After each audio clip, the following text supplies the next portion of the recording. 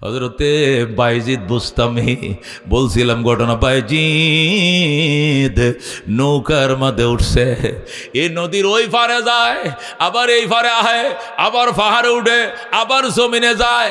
যার কাছে মনে হয় মাওলায় তারা ডাকে, আল্লাহু আকবার। নদীর পারে গেলে বাইজিদ তো আমার আল্লাহ ওই পার থেকে ডাকতেছে, আইতেছি আইতেছি। নদীর পারে ওই পারে যা যায় ফাইলাম না, ছুটে গেছে।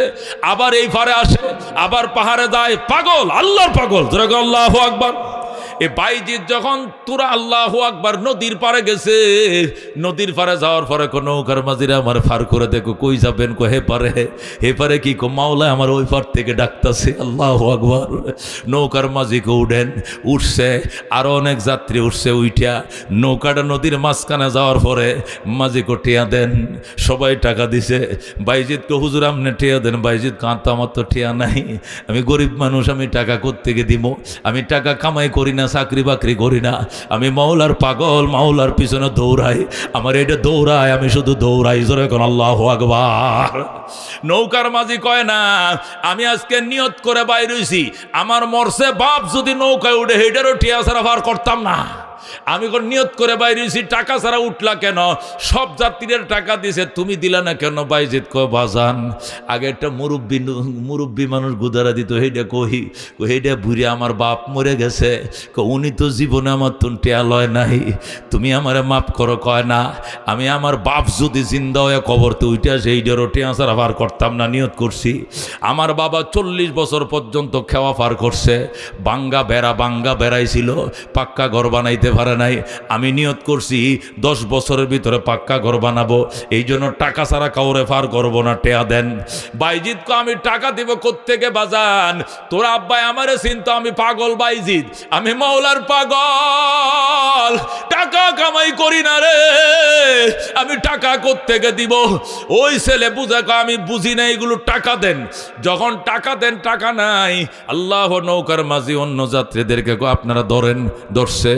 নৌকার ডরায় নিচ থেকে গোলো নিজে রশি ছিল, রশি বাইর করে হাতে বাঁধছে, পায়ে বাঁধছে, বাঁধতে আপনারা এদিক দিয়ে ধরেন। অন্য যাত্রীরা এইদিকে ধরছে, আর নৌকার মাঝে এদিকে ধরে কই যে ফেলে দিলাম, এই যে ফেলে দিলাম, টাকা দাও। বাইজিদ কয় আমি কোত্থেকে টাকা দিব? আমি মিথ্যা কথা বলি না, আমার কাছে টাকা থাকলে দিতাম। বাজান, একটা টাকার জন্য আমাকে বুড়া মানুষ নদীতে ফালায় মারিস না, আমি ওই পারে আমার পৌঁছায় দে। ওই মহল্লার মধ্যে আমি ভিক্ষা করে হলেও, খয়রাত সাহায্য খুঁজে হলেও তোর টাকা ব্যবস্থা আমি করব, তবু গো আমারে তুমি ফানিতে ফেলে দিও না। এই বলে যখন আর্তনাদ করতেছে, তারপরও ফেলেই দিবে। বাইজিদ আর সহ্য করতে পারে নাই, কলব থেকে টান দেয়া মিসকলটা বের করে মারছে আকাশে। আল্লাহু আকবার। মালিক, জানতাম না রে দুনিয়াতে টাকা পয়সার এত মূল্য। আগে যদি জানতাম আমিও কিছু টাকা কামাই করতাম। আজকে আমি বাইজিদ তোমার পাগল, আল্লাহ তুমি জানো আমি তোমার পাগল, টাকা কামাই করি না। আজকে একটা টাকার জন্য কেমনে হাতে বাঁধছে দেখো, পায়ে বাঁধছে দেখো, আমারে পানিতে ফেলে দিবে। আল্লাহ, যদি তোমার জন্য দুনিয়াকে লাথি মাইরা থাকি, তাহলে একটা টাকার জন্য আমারে পানিতে ডুবায় মাইরো না। আল্লাহু আকবার। বাইজিদ যেই মাত্র চিল্লান মারছে, ও আল্লাহ রব্বুল আলামিন কো বাইজিদ কান্দিস না, আওয়াজ আসতেছে কান্দিস না। আল্লাহ ডাক দেখ, ওরে ফুরাত নদীর মাছ, নদীর কোটি কোটি মাছ, প্রত্যেকটা মাছের মুখে একটা সোনালী পয়সার একটা রূপালী পয়সা লয়া বাইজিদের নৌকার চারদিকে মিছিল শুরু করে দে। আল্লাহু আকবার। নদীর কোটি কোটি মাছ, প্রত্যেকটা মাছের মুখে একটা সোনালী পয়সা আর একটা রূপালী পয়সা জিকজিক করতেছে, জল জল করতেছে। প্রত্যেকটা মাছের মুখে দুইটা পয়সা লয়া কোটি কোটি মাছ নৌকার চারদিকে মিছিল শুরু করছে। আল্লাহ মাছের জবান খুলে দিয়েছে। মাছ ডাক দেখো, গো আল্লাহর আলী আর কাইদেন না, কত টাকা লাগবে নিয়ে আইছি, আপনার শরীরের একটা পশম আমরা ভিজতে দিব না। বলেন আল্লাহু আকবার। मेरे भाई दोस्त बुजुर्ग हजरते বাইজিদ বুস্তামি রহমতুল্লাহ আলাইহি আস্তে করে দেখা যায় নৌকার মাঝি হাতের রশিটি খুলে দিয়েছে, পায়ের রশি খুলে দিয়া পায়ের মাঝে করে, হুজুর আমার আব্বাই আপনারে চিনতো, আমি তো চিনতাম না, আমার বাবা চিনতো বলেই তো 40 বছর টাকা ছাড়া আপনারে পারাপার করছে, আমারে কি আপনি পরিচয় দিবেন না? আমি কি বেয়াদবি করতাম? আল্লাহর হস্তে মাফ করে দেন, আমিও কথা দিলাম যতদিন বেঁচে আছি আপনাকে আমি বিনা পয়সায় পারাপার করব। জোরে কর আল্লাহু আকবার। मेरे भाई दोस्त बुजुर्ग এটাকে বলা হয় আল্লাহু আকবার ইরফান জিন্দেগি। আল্লাহ নবী বলেন ইত্তাকু ফিরাসাতাল মুমিন ফাইন্নাহু ইয়ানজুরু মিন নূরিল্লাহ। ইত্তাকু ফিরাসাতাল মুমিন, ঈমানদারদের দূরদর্শিতা থেকে বাইছো। আল্লাহওয়ালাদের সাথে বেয়াদবি করিও না, আলেমদের সাথে বেয়াদবি করিও না। মহিবুল্লাহ বাবনগরী সিনুনি কারে কয়? সিনুনি কত বড় বুজুর্গ, সিনোনি মৌলানা আব্দুর রশিদ সাহেব রে চিনোনি, চিনোনি দুলেশ্বরের আব্দুল আদিস সাহেব রে। আল্লাহু আকবার। এরা দেশের বিখ্যাত বুজুর্গ ওলি, এদেরকে তিরস্কার করিও না, এদেরকে অবহেলা করি না, সম্মান করবা। কোন দিক দিয়ে যে আটকায় দিবে মাওলা, জিন্দিগি ধ্বংস হয়ে যাবে, মৌতের টাইমে কালিমা নসিব হবে না। এ জীবনে না করিলাম বন্দিগি, গোনা করে কাটাইলাম জিন্দেগি, তোবা করে আবার তওবা ভাঙ্গিলাম, অবশেষে খাটি তওবা করিলাম। তুমি যদি মাফ না করো আল্লাহ বান্দারে, বলো তোমার বান্দা যাবে কার কাছে? আল্লাহু আকবার। मेरे भाई दोस्त बुजुर्ग বলতেছিলাম পবিত্র জীবনের 30 স্তর 3টা। 1 নম্বরে ঈমানি জিন্দেগি, 2 নম্বরে ইরফানি জিন্দেগি, মারিফতের জীবন। হযরতে বাইজিদ ডাক দেন নৌকার মাঝি রে, কথা দে আর কোনো দিন আল্লাহওয়ালাদের সাথে বেয়াদবি করিস না। আল্লাহ রাবে বলে আদাবানি রব্বি ফাহসানা তাদিবি ওয়া আল্লামানি রব্বি ফাহসানা তালিমি। আল্লাহ নবী কো আমার ডাইরেক্ট আমার আল্লাহ এলেম শিক্ষা দিয়েছে, কত সুন্দর এলেম আল্লাহ আমি নবীকে শিখাইছে, আমাকে আল্লাহ নিজে আদব শিখাইছে, কত সুন্দর আদব আমারে শিখাইছে।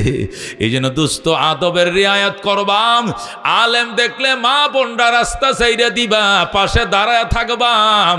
আলেম চলে যাওয়ার পরে এরপরে সামনে আগাইবা।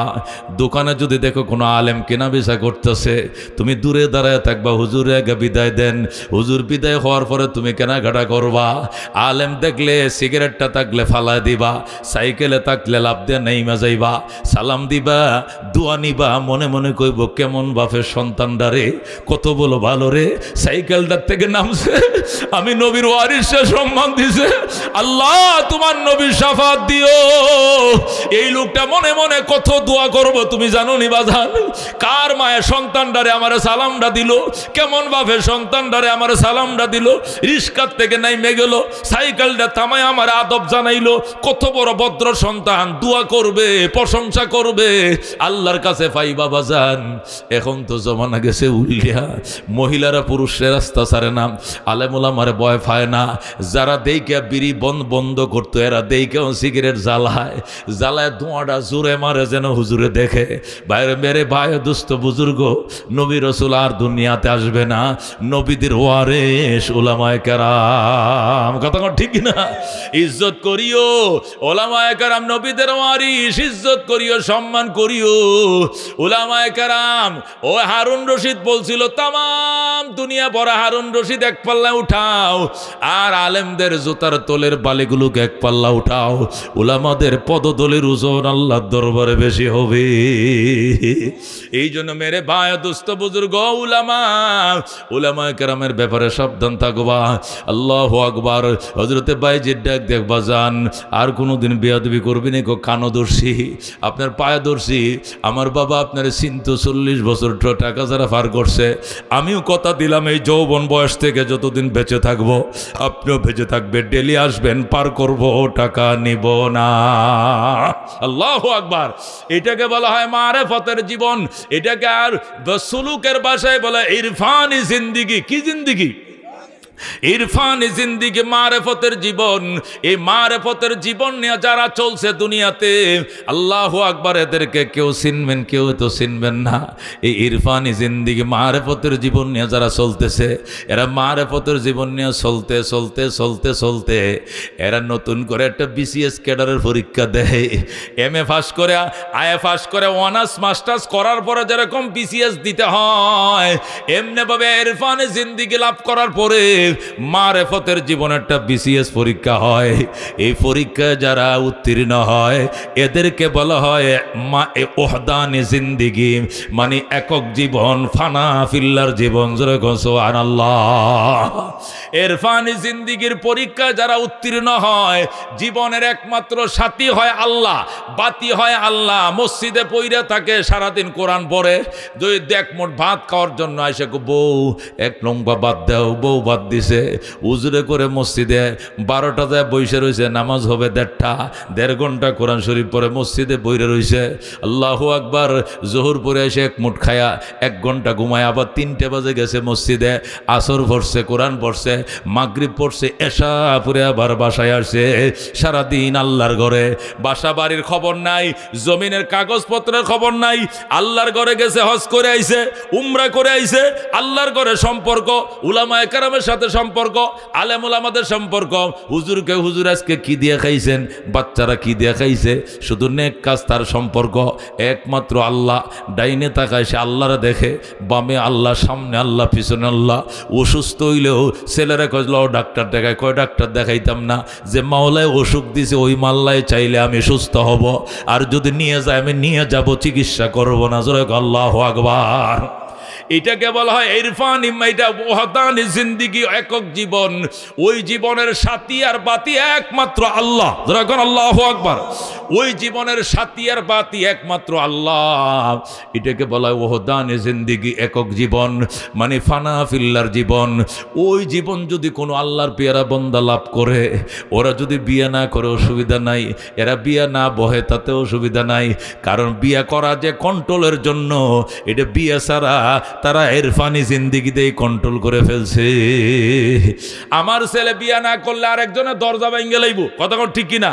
আমার ফুলার বয়স 19, বিয়া না করালে মান ইজ্জত নষ্ট করবো, আরেক সেরি লয়ে ভাগায় আইসে পড়বো, ঠিক কিনা? কিন্তু এরা ইরফানি জিন্দিগির কারণে, ওহদানি জিন্দিগির কারণে নিজেকে এমন কন্ট্রোল করছে, তার জন্য এখন জরুরি নয় বিয়া। হযরত শাহজালাল ইয়ামিনী রহমতুল্লাহ আলাইহি বিয়ে করেন নাই।